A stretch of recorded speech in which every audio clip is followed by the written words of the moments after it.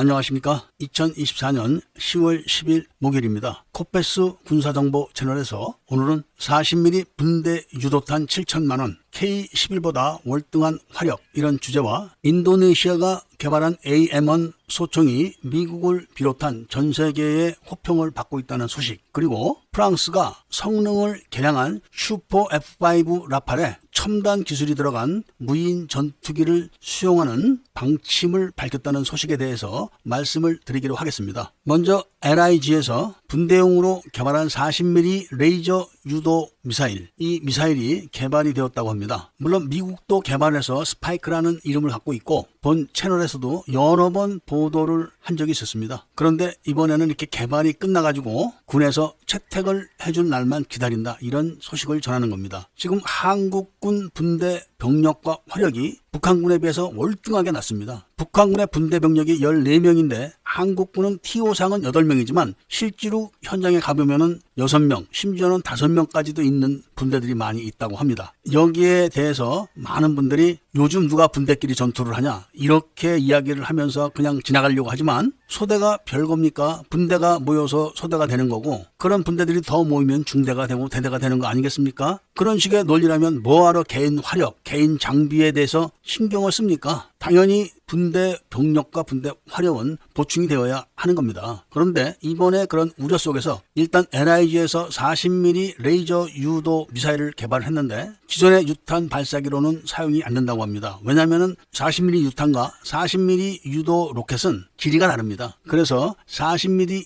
유도 로켓은 발사관을 옆으로 제껴가지고 뒤에서부터 집어넣는 후장식 장전을 해야 되기 때문에 발사관이 별도로 있어야 되는 겁니다. 그리고 미사일의 무게는 1.5kg에 길이가 50cm나 된다고 합니다. 그래서 사거리가 1km나 되기 때문에 분대 화력으로서는 차고 넘치는 거죠. 공용 화기의 사거리가 800m 이하니까 사거리 1km라면은 북한군보다 더 먼 거리에서 먼저 공격을 할 수 있다, 이런 효과가 있는 겁니다. 아프가니스탄에서 아프가니스탄 게릴라들이 미군들 소총보다 큰 공용 화기 전술을 개발해가지고 먼 거리에서 미군들을 공격해가지고 미군들이 많이 희생된 그런 사례를 보더라도 먼 거리에서 선제 타격을 할 수 있는 것은 큰 능력을 갖게 되는 겁니다. 그리고 발사관이 길어졌다면은 40mm 유탄을 좀 길게 만들어서 화력과 사거리를 보강하면은 분대당 2명씩 있는 유탄 발사기 사수들이 1명은 유탄, 1명은 미사일, 이렇게 임무를 각각 부여해서 전투를 수행한다면은 분대 화력 보강에 큰 효과가 있는 것은 자명합니다. 물론 미사일 한 발에 7천만 원이면 적지 않은 금액이라 일시에 모든 병력에게 다 지급을 할 수는 없겠지만 전방부터 또는 특수 임무를 수행하는 부대부터 차근차근 보급을 해 나가면서 북한과의 국지 도발에서 큰 효과를 내기만 하면은 K9 자주포처럼 큰 수출 효과를 낼 수도 있다는 말씀을 전해드리면서 다음 이야기는 요즘 특전사가 보유하고 있는 소총이 분량이 아주 많이 발생하고 사용 불능 상태에 놓여 있다. 그래서 해당 병사들이 전쟁이 나면 다른 소총을 쓰고 싶다, 이렇게까지 하소연을 한다고 합니다. 물론 이 소총은 특수부대용이라 이스라엘로부터 도입을 했다고 하는데 이런 소식이 전해지는 가운데 우리가 그동안 내려다보고 있던 인도네시아가 만든 AM-1 소총이 미국을 비롯한 전 세계의 호평을 받고 있다는 겁니다. 영상에서 보셔서 아시겠지만 우리나라 소총과 그렇게 달라 보이지도 않는데 뭐가 다른지 이미 국제 무기 전시회에서 호평을 받아가지고 상당한 수출 성과를 내고 있다는 그런 사실이 중요한 겁니다. 인도네시아 특수부대 코파수스 부대에 의해서 검증된 성능은 100m, 200m, 300m, 400m 사격에서 무결점을 증명했고 구조적인 문제나 발사 능력, 인체공학적인 문제, 이런 게 하나도 없다는 겁니다. 그리고 아세안 육군협회에서도 테스트를 해서 검증을 마쳤기 때문에 한국 무기를 주로 수입하던 필리핀군도 AM-1 소총에 대해서 관심을 갖기 시작했다는 말씀을 전해드리고, 다음 이야기는 프랑스의 자존심 라팔 전투기가 드디어 라팔의 성능 개량을 결정해서 그 후속 기종의 이름을 슈퍼 F5 라팔 이렇게 결정을 했고, 이 슈퍼 F5 라팔 전투기의 특징은 최첨단 기술이 접목된 무인 전투기들을 유도하고 조종할 수 있다는 그런 겁니다. 당연히 스텔스 기능이 첨가되고 내부 무장 장착이 가능하고 자율 비행 능력이 인공지능에 의해서 이루어진 최첨단 기술이 들어갈 이야기할 건데 2026년부터 개발을 시작해서 2033년까지 프랑스군의 전력화를 끝낸다는 그런 야심찬 계획을 발표했다는 말씀을 전해드리면서 오늘 이야기를 마치고자 합니다. 애국 시민분들과 밀매분들께서는 구독을 꼭 해주시고 정확한 군사정보 지식을 획득하기 위해서 코패스 정치정보 채널도 구독해서 같이 들어주시기를 부탁드리면서 이야기를 들어주신 데 대해서 감사드립니다.